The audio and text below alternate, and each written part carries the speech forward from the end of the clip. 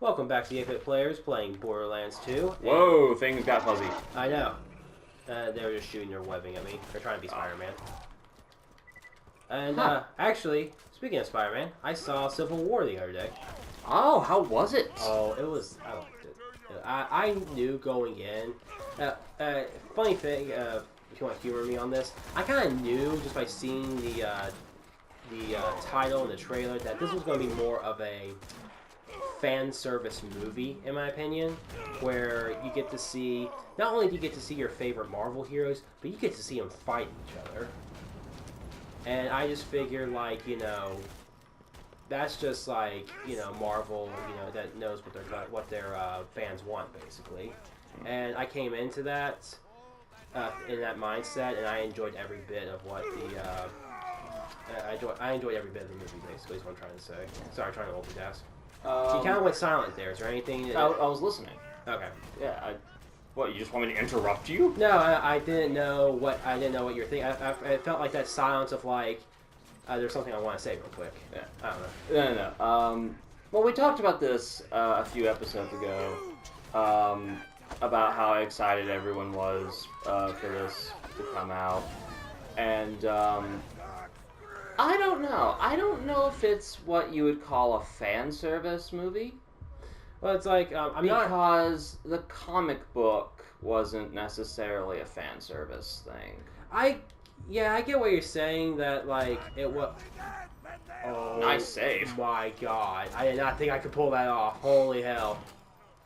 But what I mean by fan service is that's just the way I kind of see it, and I mean more like I'm not meaning the fan service where it's where it's like the anime half-naked anime girls around, you know what I mean? I'm talking more of like, they're really giving something that their fans enjoy. And I know Civil War was in the, it was a thing in the Marvel, it was a big story in the Marvel universe. It just kind of felt like that with me too, with Captain America, Bucky, Iron Man, all of them duking it out. But, so, real quick, I'm going to pause myself. This is the enkindling happening right now. And you can see where the problem is. Yeah. So yeah, you're gonna love this part right here. I'm coming in. Your goddess has arrived, and she's very disappointed. Vault Hunter, I'll get these civilians back to Sanctuary. In the meantime, smite these bitches. Smite these bitches. Oh, what every person longs to hear. Bye, Incendiary Clayton. But yeah. When I hear fan service, the first thing that comes to mind is the notion of doing something for no reason other than trying to have a selling point or to say you have it.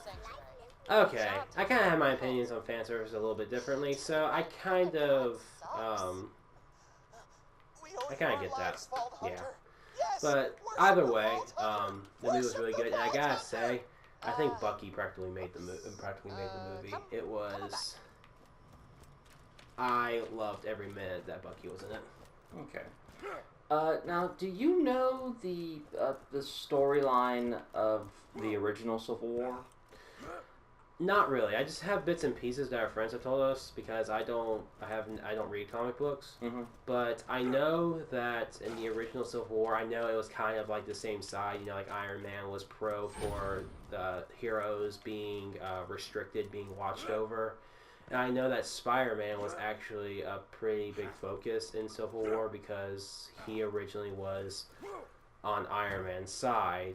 But then, like, if I'm correct, like, sort of in the middle of all this, he switched sides over to Captain America's. I believe is what happened. Not really. Not really? Okay. Not really.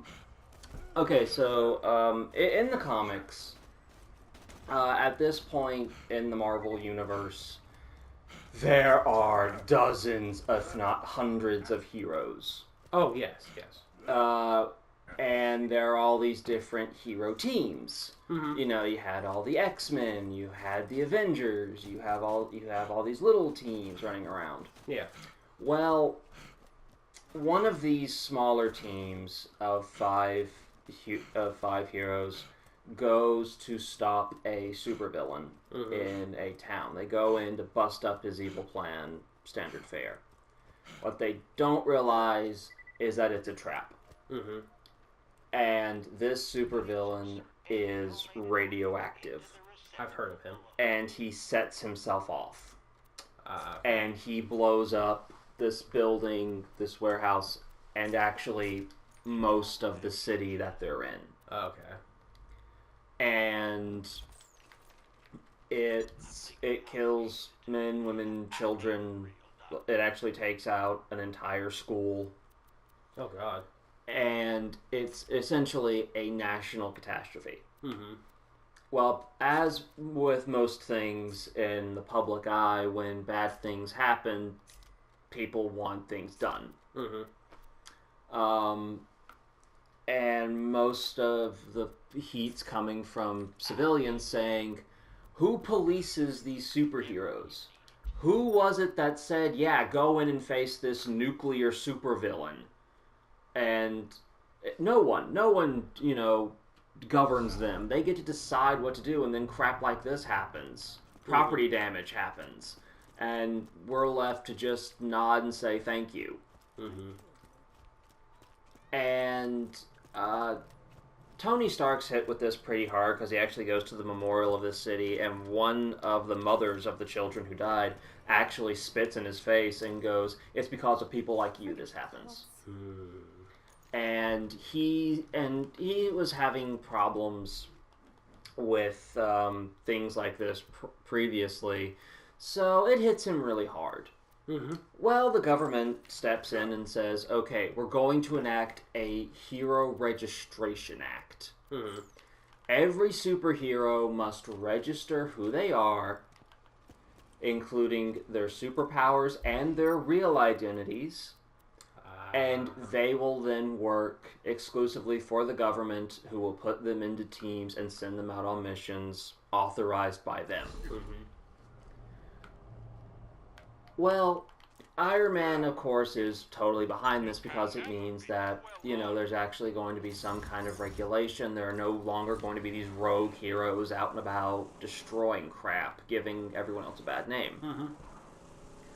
Well, Captain America was getting really disillusioned with how the government was going because, he's from, the 40s, and he sees all this, and he really doesn't like all the secrecy and all the power plays in government that he's been seeing, and this just totally pushes him over the edge because he goes, hold up. Let's see. The last time I had to deal with someone, had to deal with a government force, forcing a group of people to sign up and be put places against their will, I was fighting that guy.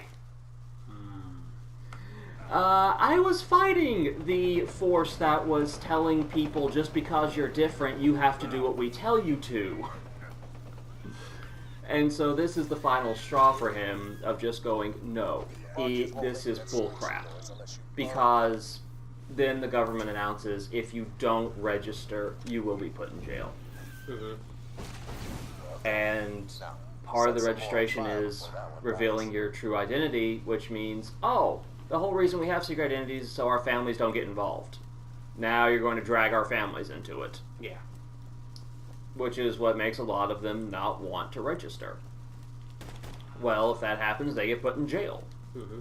So that's the final pushing point for Captain America. And so I think one of the reasons it really resonates with people, as well as it does, is that you can see both sides of the argument. Yeah. And it really is choose your side. Because you can understand where Iron Man and Captain America are coming from. Yeah. And this splits the heroes down the middle for the exact same reason it splits anyone else in a debate. Mm-hmm. And in the comics, since there are literally, hundreds of heroes, when there's a fight, there is a fight. Mm-hmm. it actually, at one point, it spills out into Manhattan, and it's not until halfway into the brawl that suddenly they all look around and realize, oh my god, we're in a metropolitan area, and we're about to have a superpowered beatdown. Yeah. What the hell are we doing? I was really hoping that this would help. Jesus. Oh, there's one. Yeah. I hate bar kids. Oh, it's like, forget punching him, just shoot him. And see, I have to ignite. Okay, so what we're doing in this mission is we are waking up his intel guy, and the only way to wake him up is to light some bar kids on fire, and their screams will pretty much wake up this intel guy. Yes. So that thing, I don't really have a good incendiary weapon. Again, a lot of these early missions require you just to have incendiary weapons. All right, there we go. Finally, Hot there. this is my favorite character ever in the first Borderlands. All right, Michael Bay, quit the swooping shots and let's just get to him. Mordecai and his BFF Bloodwing. We've met Roland and Lilith as two Vault Hunters from the first game. This is another Vault Hunter you can be in the game.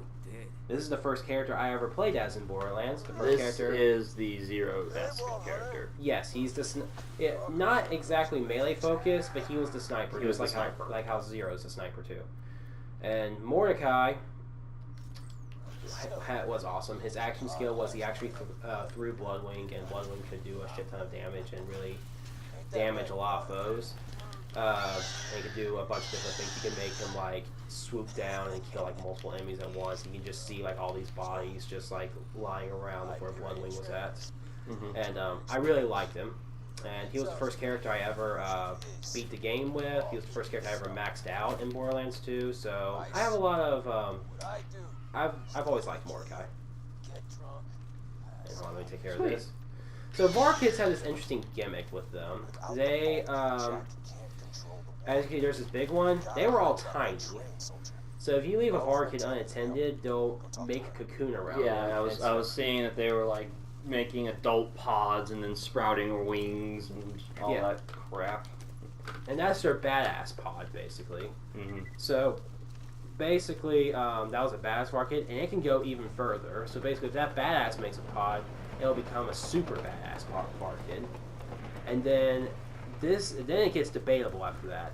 I can't remember how the evolution goes, but if I'm right, if a super badass goes into a pod, they can become an ultimate badass VAR kid, or it can turn into what is called Voracious Invincible, which is just the biggest piece of hell you've ever seen. It's a big boss. Let's just say that. It's a big VAR kid.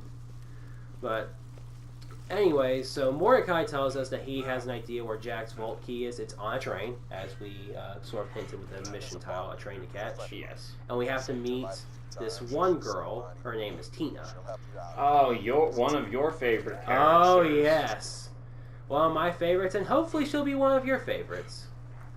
But, let's see. I'll get to the entrance of her little, of her house. And then we will meet with Tina. See, it's right over here. Okay. Oh, goody. All sorts of fun. So, we'll stop right here. And we will meet Tina next time on 8-Bit Players. Alright. I hope everyone has enjoyed this lecture on comic book politics. Yeah. Hopefully. Alright. Till next time. Later.